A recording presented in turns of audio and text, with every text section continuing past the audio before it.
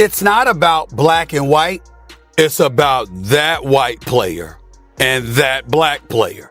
Why? Because of the history that they had before they came to the WNBA.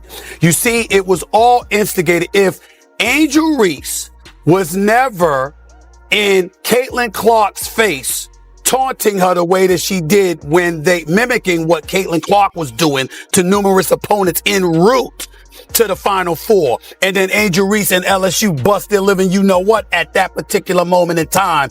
And Angel Reese was in her face chirping at her the way that she did. It would have never gotten to this point. Stephen A. Smith just went full nuclear on Angel Reese in the aftermath of the Caitlin Clark racial slur controversy. And honestly, ESPN might need a mop. So, what exactly did Angel say? Why is Stephen A. breathing fire like a sports-loving dragon? And how did a basketball beef explode into a full-blown cultural earthquake? If you thought the action on the court was intense, wait until you hear what Stephen A. really said. This isn't just a clapback, it's a full-court, slam-dunk demolition. Let's break it down. Fortunately, it comes with the crown. I got to push back on you a little bit. Okay. I think you're being a little bit too PC. Let's call it what it is. I am not trying to say that she should be criticized or she is wrong. What I'm saying is by pulling it down, clearly you felt there was something wrong with it. Now, yes, you are 22. Yes, you are young. And there's a lot of things that we didn't want people to know about when we were her age. Fair enough, especially me, okay? Because I'm 30 plus years removed from that age. I got that part. There was no social media then or whatever. But here's my point to you. She knows this social media. She is not dumb. She's quite a brilliant young lady. Nor am I going to take my eyes off of what transpires with the WNBA over the next 2 weeks while Caitlin Clark is out with the quad strain. And the reason why is because, let me tell you something right now. I'm not going to go to word hate. I'm not going to be out there like RG3 was saying that Angel Reese hates Caitlin Clark or other players hate Caitlin Clark. But I will say this. I don't think it's specific about Caitlin Clark. I think it's what Caitlin Clark represents. Stephen A. didn't just destroy Angel Reese. He dragged her like a suitcase through TSA with a bomb-sniffing dog going berserk behind him. The man came armed, receipts, backup receipts, and what basically amounted to a televised dissertation. You'd think Angel committed a federal crime, not just stumbled into a slur scandal. But nope. Stephen A. rolled in hotter than a microwaved Popeye's biscuit, eyebrows furrowed so deep they might need their own zip code. Was a basketball play. You understand? It was the heat of the moment. I got it. The fact that the sky was getting romped by 35 certainly didn't help matters. I get all of that too. Okay. But the reality of the situation is clear. I think it was a basketball play. I don't think it's much ado about anything. I think both of you are 100% correct in terms of not only attributing it to competition, but loving the fact that they're being allowed to compete. We should not judge. He kicked it off with that signature, "Let me say this," which, in Stephen A. language, basically means brace yourself. It's about to get biblical. And oh, it did. He called out the hypocrisy so loud, you'd think he was MIC'd up inside a confessional booth. Apparently, Angel Reese opened her mouth like she was auditioning to be the next civil rights icon, but forgot the golden rule: if you're gonna stir the pot, at least season it. Instead, she tossed out accusations like she was chasing a viral moment, and she got one. Just not the kind she was hoping for. The footages they show was Angel Reese getting up and clapping and stuff like that. They keep their eyes on stuff like that. I'm going where the rivalry kicks in. Angel Reese, the reason why, obviously, the whole Caitlin Clark Angel Reese thing happened was because when they met in the NCAA tournament in 2023, when Angel Reese was doing all of this, because Caitlin Clark had been doing that to her opponents when she got the best of them. So Angel Reese and LSU got the best of her, and that's what she did unapologetically. Stephen A. questioned everything: the timing, the tone, the delivery, and even wondered if Angel Reese had been binge-watching Real Housewives instead of working on her free throws. He dissected the drama like a surgeon, but with the flair of a roast master. "You got a problem with Caitlin Clark," he said. "Then show her on the court. Not on a podcast like you're auditioning for Love and Basketball 2, Civil War." And the way he said Twitter, you'd swear it was a crime scene and he was leading the investigation. Yeah, she came into the league last year with no break whatsoever between the college game and the pro game and did her thing. Ended up as an all-star, ended up being 4th in the league in MVP voting, was the clear winner for Rookie of the Year. No competition whatsoever in that regard when it was really all said and done. We know what she brings to the table. And you know Stephen A., he didn't stop at Angel Reese. Oh no.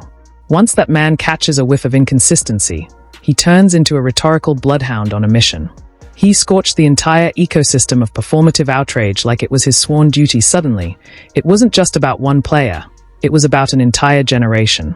Athletes, fans, commentators, and keyboard crusaders all got dragged into the inferno. Because in Stephen A.'s eyes, too many seem more obsessed with trending hashtags than actual box scores. Robinson of the WNBA will be Caitlin Clark if she stays healthy. There's a group of them that would hope for her to be out.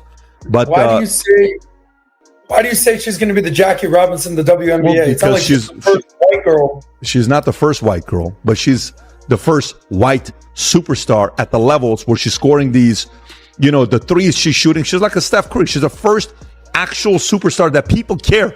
When's the last time we watched like college basketball? If I told you, tell me the greatest college basketball female basketball players last 30 years, and you watch, I know her, she's Armenian, but you look at some of these names, you see some of these people on how they... He dissected the circus of double standards with surgical fury, ripping through the selective empathy crowd like they'd just handed him a PowerPoint presentation titled, Our Hypocrisy, a Case Study.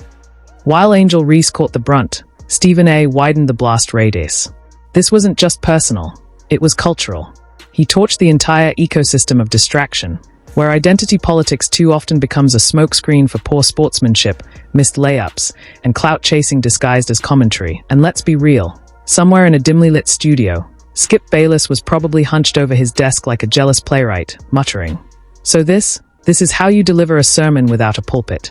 Stephen A. had transformed into the booming foghorn of basketball morality, cutting through the noise with enough volume to rattle fillings and enough theatrical flair to earn a daytime Emmy nod. But what made it all so gripping wasn't just the fire, it was the precision. He didn't just criticize. He dissected. Metaphorical machetes in hand, he cleared a path through a jungle of excuses and self-delusion. He wasn't just angry. He was disappointed, and in Stephen A. language, that's just shy of a spiritual exorcism. 1 minute he's wagging a finger like a fed-up uncle at Thanksgiving. The next he's orchestrating a verbal takedown worthy of a courtroom drama's closing argument. In that moment, he became the conscience of the sport, not because he whispered the truth, but because he screamed it like it was up for auction. I really feel bad for Angel Reese at this point, and it has nothing to do with herself or anything. It's just simply Caitlin Clark is so much better than Angel Reese at basketball that it doesn't feel fair. Yeah, I think Angel Reese is struggling with the fact that Caitlin Clark is better at her best thing than she is. She's better at everything. And she had a triple-double. She's tied for the third most triple-doubles in WNBA history, and she's played 50 games. Yeah. By the time Stephen A. was done, he'd held up a mirror to the entire sports world, forcing fans, media, and players alike to confront their contradictions. No one was spared. He didn't just drop the MIC, he launched it into orbit, then dared anyone to pick it back up without their hands shaking. At that point, he wasn't analyzing basketball. He was performing an exorcism on hypocrisy, with a thesaurus in one hand and a brain running on triple espresso. You could practically hear the ESPN production crew nervously hovering over the broadcast delay button like it was a nuclear launch code. But it was too late. The man had spoken, and buried beneath the fire, the foot stumping, and the fury, was the uncomfortable truth. Stephen A., theatrics and all, was right. Angel Reese tried to clap back on social media later, but by then, it was like throwing a cup of water on a wildfire. The meme machine had already gone full throttle. TikToks were everywhere. Reaction videos exploded. Someone had even photoshopped Stephen A. dunking on her from outer space. In less than 24 hours, Reese went from Bayou Barbie to a cautionary tale in the chaotic courtroom of cancel culture. Want to turn all these pieces into a full editorial or a fire YouTube voiceover? Call a spade a spade. Racism has been impacting the WNBA well before this year. This is not a new thing. Sure. This is, and in that way, I do think Caitlin's being used as a pawn. Mm-hmm. Caitlin didn't bring racism to the WNBA. This has been happening. And that, I think, is what's been such a shock for all of us, that other people are surprised by this. We've been trying to tell you. And once again, for so long, as a player, I would almost joke I'd be like, I would have loved to have shut up and dribble. And the wildest part, Stephen A. didn't even yell the whole time. That's how you know he was serious. When he gets quiet, it's like the eye of a hurricane, calm, locked in, and about to leave behind a trail of emotional debris. 1 minute he's breaking down systemic narratives with academic precision, the next he's comparing Caitlin Clark's jumper to Beyoncé at Coachella, and somehow, it works. But just when you thought the flamethrower segment was the grand finale, plot twist, Caitlin Clark. She's just out here dribbling a basketball, minding her business, and somehow managing to live rent-free in half the WNBA's heads. No lease, no utilities, just a panoramic view of their insecurities. It's like she didn't just show up to play. She showed up to awaken every dormant ego within a 20-mile radius. She's averaging 20-plus points a night, drawing millions of new eyeballs, and generating the kind of buzz the league has been praying for since the days of Lisa Leslie. And yet, the response from some WNBA vets hasn't exactly been, "Welcome, young queen." It's been more like, "Who does this girl think she is?" It's giving Mean Girls, locker room edition, and Caitlin's the new transfer student everyone can't stand, because the coach likes her hustle. She doesn't need a ring light to shine, and worst of all, the crowd already knows her name.